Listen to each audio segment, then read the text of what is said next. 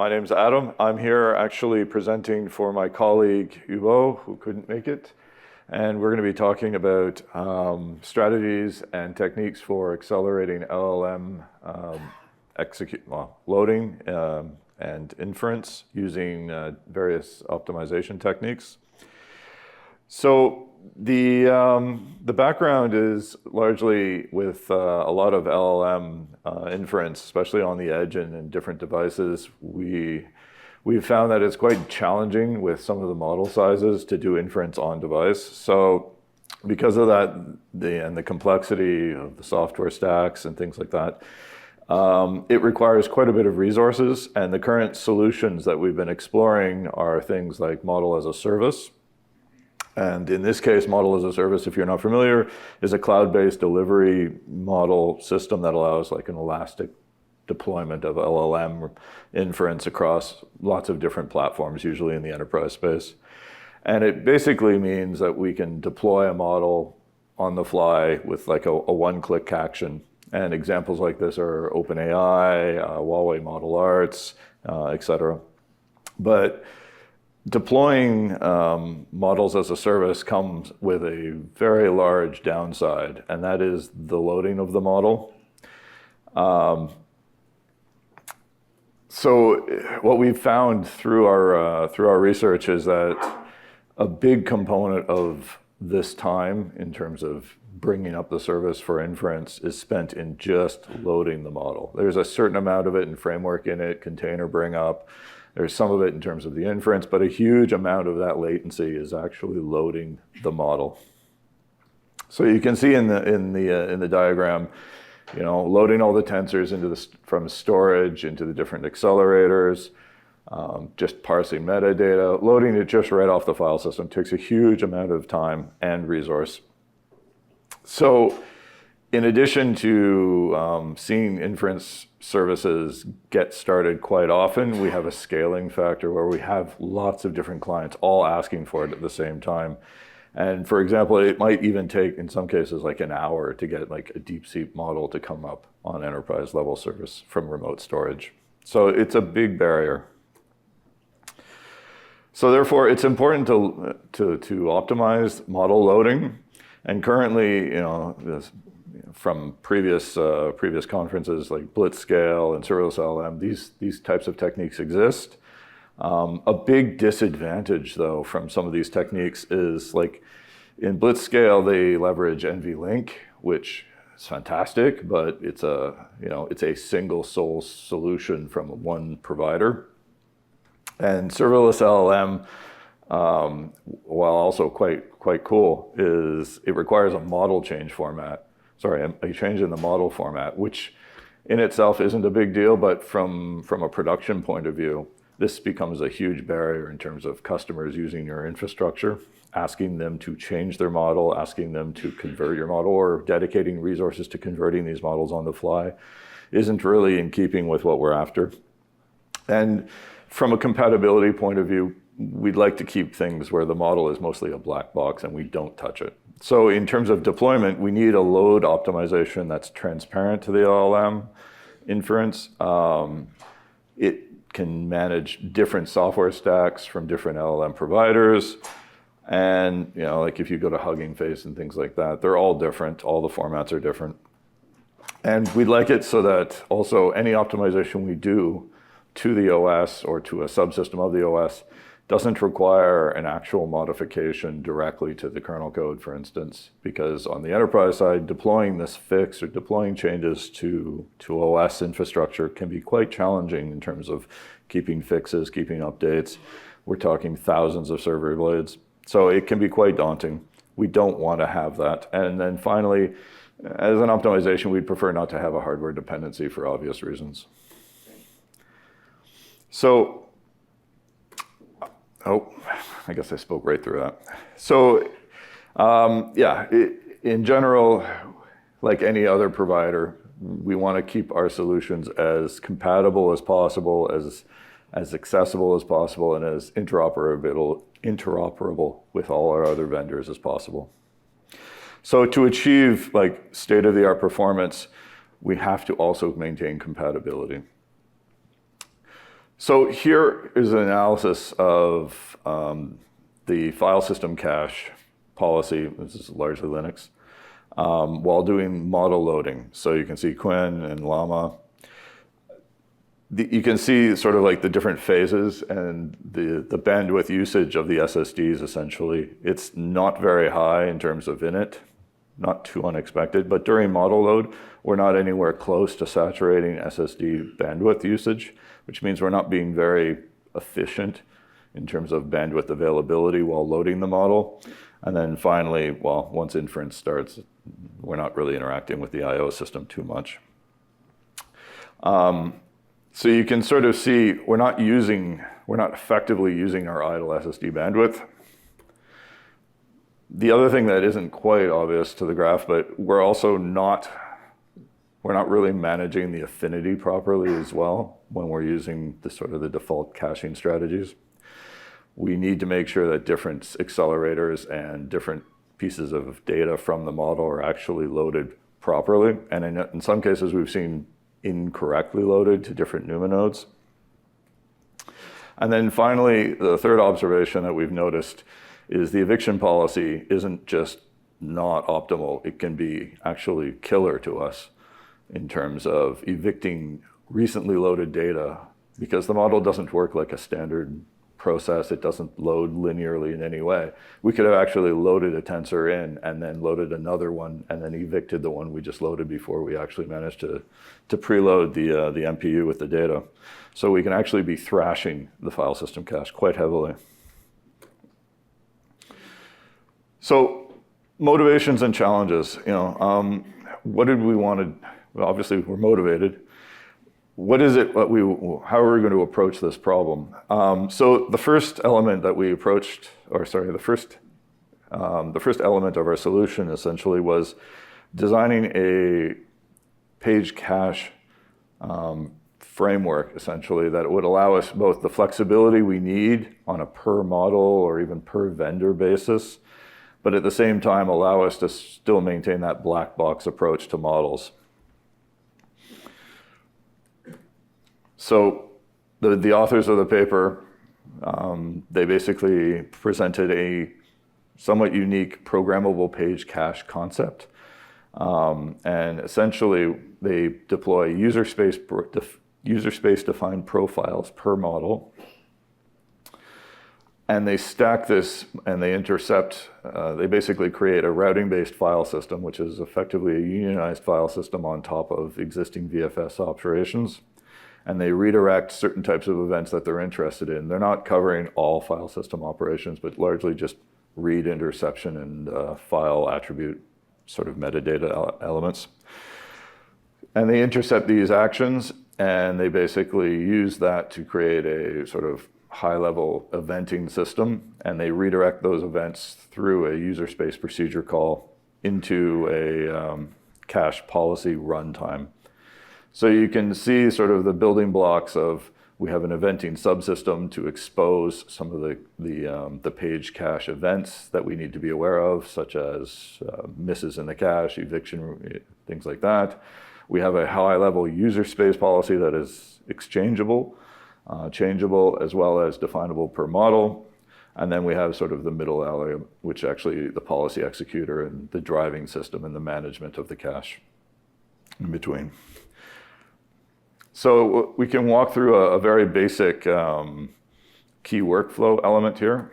So you can sort of see, initially the application transparently, just like there's no customization of the model. It does essentially a file access, a map, a read, what have you. That essentially goes through the routing FS, either passes right through because it's not of interest, or it is of interest because it's the model. And then the RFS hijacks that operation, checks to see if there's a cache miss. Essentially, if there is, it sends essentially that event back up, which is being pulled on from the cache policy runtime. And then that runtime works through its policy system, feeds back down, and then directs the management to either, I need you to evict this block, this I/O. I need you to cache this I/O, this block, etc. And then it either loads or it reclaims. So some of the details in terms of the routing file system, if you're interested, essentially it subsets the existing file structure. It's nothing too complicated. It checks to see if the page is in cache. If it's cached, just copy it. There's no file system interaction. But if it isn't, essentially we have to go down, we have to read the data, and at the same time send up our event so that the user policy can actually start doing its intelligence. Oops. And then if the miss happens, the underlying file system is also loading at the same time as the policy execution. So the policy itself is pretty straightforward and simple. Effectively, the shared object is essentially just init and exit. Those are handling essentially. It's a kernel module that gets loaded in and out. So if we load the module in, the init's called. If it loads out, we're exiting. Prefetch and evict are essentially the main the main operations in this. So essentially, prefetch is called every time there's a miss event. No surprise here. The type of information that's being pushed in is essentially prefetching policy, the IO list. You can tell from different groupings in the IO, sort of NUMA, different types of groups that we need to load to which XPU.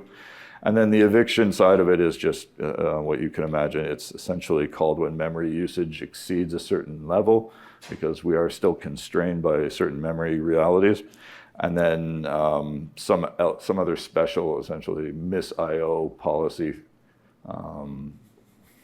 logic. It's not a straightforward program anymore. The inference engine drives a little differently, so there are certain elements that we have to keep going. And then it returns an eviction IO list.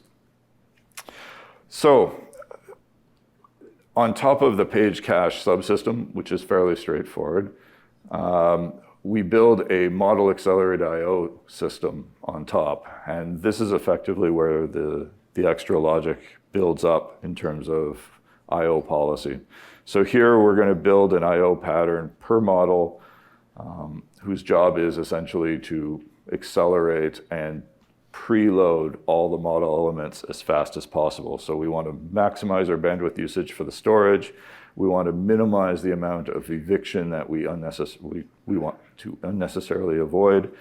And then we want to actually have a preload NUMA friendly way of making sure the data is as close as possible to the different execution engines. So the IO-based template is essentially a sequence. It describes grouped IOs in sequences, but it's not as straightforward as just prefetch everything and go. It could be, but it's not. There are elements where we may be preloading, but during the actual Buddha or during the actual startup sequence, we might actually have inference already going. That inference might be preempting some of our loading. We need a preemptible IO load system. So we have subsequent prefetches. They can all be interrupted. Otherwise, we end up in a really nasty circle where either the front end of the inference engine is preventing us from preloading, or the preloading prevents the front end from making any meaningful forward progress. I mentioned the accelerated affinity loading as well. We need to make sure we minimize the amount of wasted traffic moving data back and forth between NUMA nodes. And then finally, we have a new type of eviction policy that is we call burn after reading, which is what BAR stands for. And what burn after reading effectively means is once we've transferred the tensor or the data into the accelerator, we don't need it anymore. It doesn't need to be in the cache. It unfortunately has the distinct attribute that it is most recently used, which is usually a candidate for keeping it in the cache. So we need a slightly, a tweak to how we actually process the cache, and LRU is actually kind of brutal for us. So in terms of doing all these optimizations, our evaluation setup, the authors put it up here. Essentially, it's a 48-core system with 8 different ascends, one terabyte of DRAM. And we tested a variety of different compatible or comparable optimizations for file system cache. So we did native, just for comparison. We have eager load, pre-cache, and then this work, which is MAIO. So you can see from the results,